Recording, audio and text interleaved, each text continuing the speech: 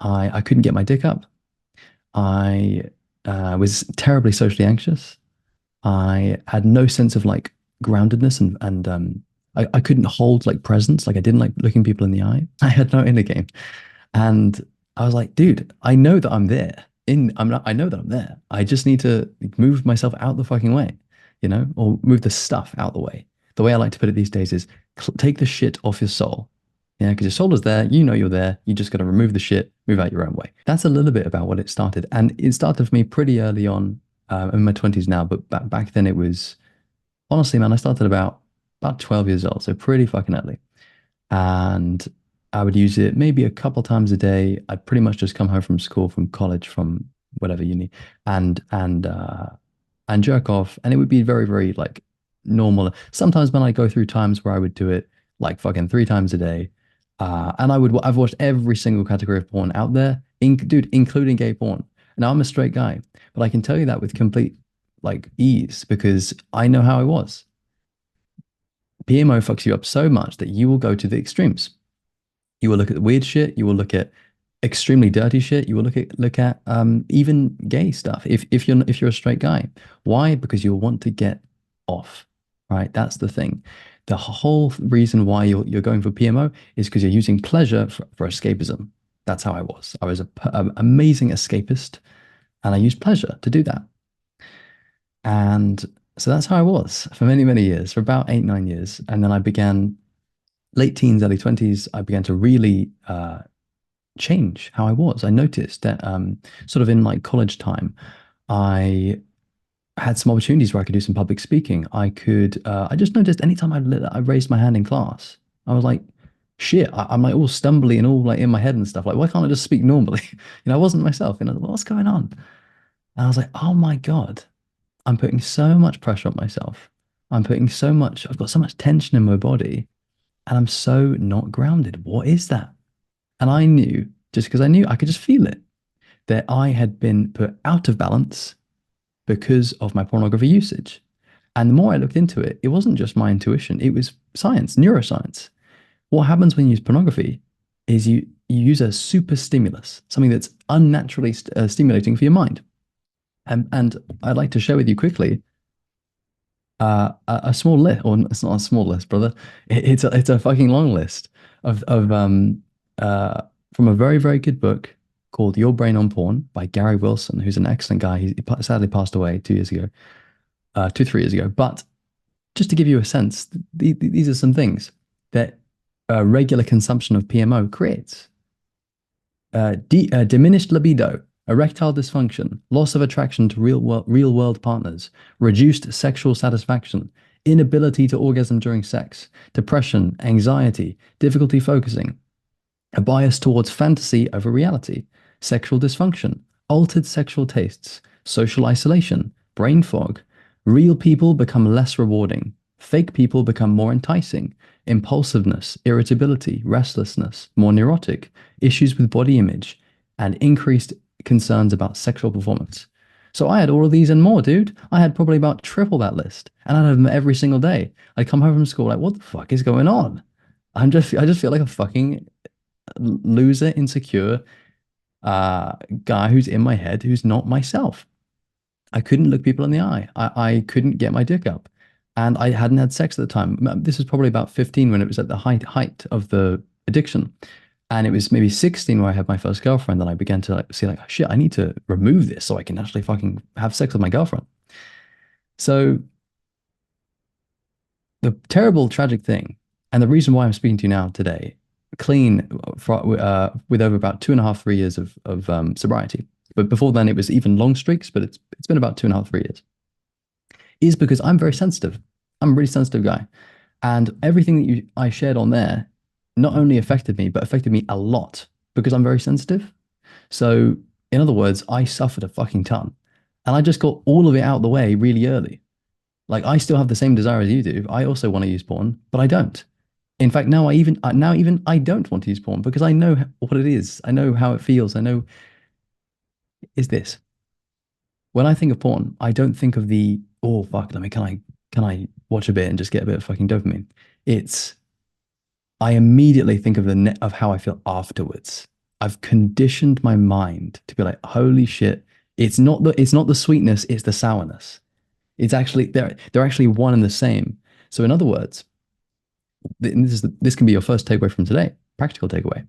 When you think about using pornography, if you ever do, immediately realize what you're choosing. You're choosing the sourness, the depression, the kind of hangover, the shame, the regret. That's what you're choosing. You're not choosing the sweetness. The sweetness is an illusion. It's a temporary, short-term pleasure, which is not what you want.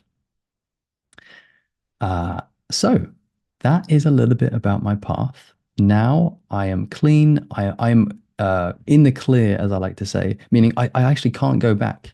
I've even thought about it and tried. I just can't do it because I wouldn't be able to do my job. So it's literally impossible for me to go back. That's the level that I've got to. I've taken it as seriously as like I will do hard drugs before I do pornography because that is my drug, dude. That is my drug, you know?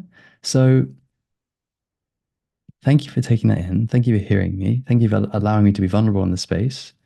I know ultimately it's me who's doing that, but I feel safe with you guys and I feel open and yeah, safe to share. So having shared a little bit about my story, which by the way is probably about 5%, honest to God, man. It goes so fucking deep. And you already know that, brother. You have it for yourself. I'd like to open this up to the room, and I'd like you guys to just share if you've had anything remotely similar, if anything has spoken to you, because now probably already probably for the first time in your life, you've had the opportunity right now to talk about this in a really safe space with someone who's absolutely mastered this and who has nothing but complete love and forgiveness around this. Every single day, I have clients who, yeah, dude, I fucking had a relapse here. You know, no, dude, I have such love and forgiveness with all of this. So you can't be wrong here. You can only be yourself and where you are. You could have told me, dude, I fucking jerked off before this call. That's okay, man. That's okay. Honestly, I haven't been exactly there, but I've basically been there. You know, I've jerked off before important social events for stress. You know, dude, I really connect with your experience. I'm very, very similar. Very, very similar. Even the timelines are similar. And there's something in particular you mentioned, which was really powerful, which is you said, hold on a second, let me listen to me. And that is the start of it. That is the start of it. Once you do that, you begin to do the work because really one of the secrets, most people don't have the perceptiveness for this, but well, they can, but they choose not to, is holy shit, I'm fed this narrative. And you pointed out really, really well, brother. I'm fed this narrative that it's normal for guys to watch porn, and it's actually kind of weirdly good and weirdly like yeah, normal. I suppose normal is good because normal makes you fit in. Normal is relatable. Normal is human. So it's something you bond maybe over with, but it's a shitty toxic thing to bond over. It's not a very high consciousness thing. It's a low consciousness thing, isn't it? So I love that you mentioned that. I love that you had the balls to be like, you know what, let me actually listen to this thing that's me and make a decision and kind of become free from the programming because the programming is very deep. Most people don't realize they have it, which is why it requires some balls, some awareness is really everything in life in general, but especially with this, awareness is everything. And then I love also your transparency around masturbation as well, because I'm someone who likes to practice like retention stuff. And yet, masturbation is not completely gone from my life because here's the thing I've noticed that the way in which my body works, the sexual energy wants to be released at some point. It's not the case that you just stop, you know? So this is why I make the nuance within this stuff. But with PMO, it's not that you quit, it's that you transform. You transform into someone who doesn't need to use that anymore. With masturbation, it's not that you quit because that's kind of pointless in my personal opinion. It's that you cut down, like you said, brother, which is really, really healthy and wise, which is why I do personally. And then you use it occasionally and you do it very, very naturally. And in the mind, you're not thinking about the stuff that you used to think about. You're thinking ideally about love, ideally about your partner, ideally about well, really, ideally you're in your body. That would be the best thing. Uh, but that's why that's the very very subtle nuance that I feel you get really well. But then most people don't get. Most people have this idea that they need to fucking quit jerking off altogether, and they conflate the two. They think, oh no, no PMO, no, I'll just go. I won't touch my dick for 3 years. What happens next week? They relapse with everything, and they binge for another couple of weeks because they're trying to quit this thing. It's more subtle, more nuanced than that. Be gentle, break it down. Start, like you said, take 10 years to get burn through your sexual karma with no porn and stuff, like I did too. And then moderate, then cut down, then find your balance. You don't need to it's a controversial thing for me to say in the space that I'm in, but like you don't need to never jerk off again. You can do so mindfully, healthily, just not very often, so that you've got good energy. It's all about the place that you're coming from, because that's ultimately one of the biggest points. I have some clients who come to me and say, dude, I've been really good, but I did actually relapse last week. I wanted to tell you about it to get off my chest. And the place that they're coming from, notice this, ready? It's a product of the transformation they went through. I talked earlier about how it's not about quitting, it's about transforming. It's so that if you do end up slipping up, whether it be, you want to jerk off or you want to use PMO altogether, it's where you come from afterwards. Obviously not come from, but where you're being from afterwards. Um, that's everything. And where I hear that you're coming from is a really healthy place, a really mature place, a really evolved place, to be honest with you. And you've only got things to look forward to because you've done a lot of the hard work. A lot of the hard work is suffering through the pleasure and suffering through the ups and downs and the kind of trauma things and all kind, you know how it is, man, all kinds of shit. So I'm really happy to meet you here today at this space.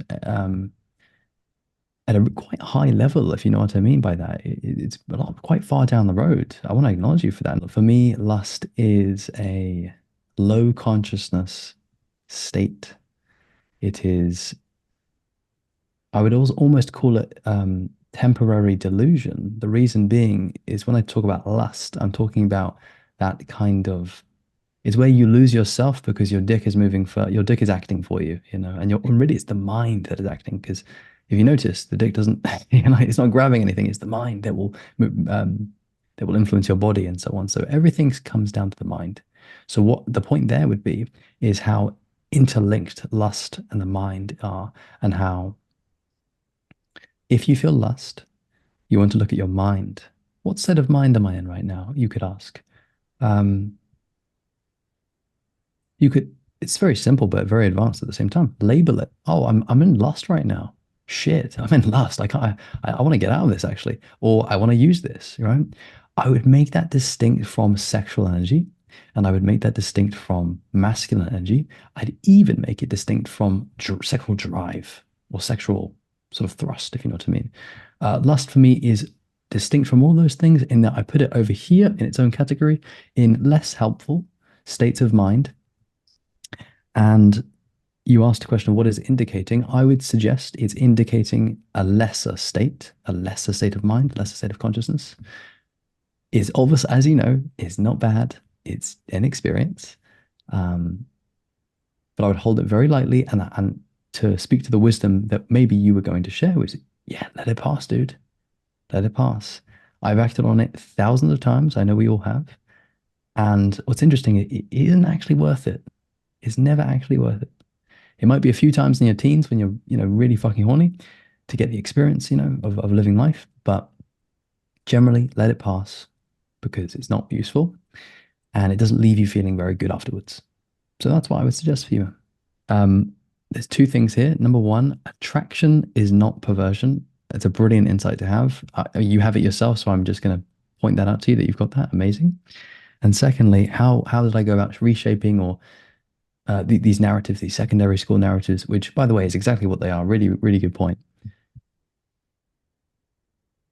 Personally, I ditch them. I ditch them. Let them go. They're really, really like culturally influenced and full of cultural bullshit and full of just cultural baggage.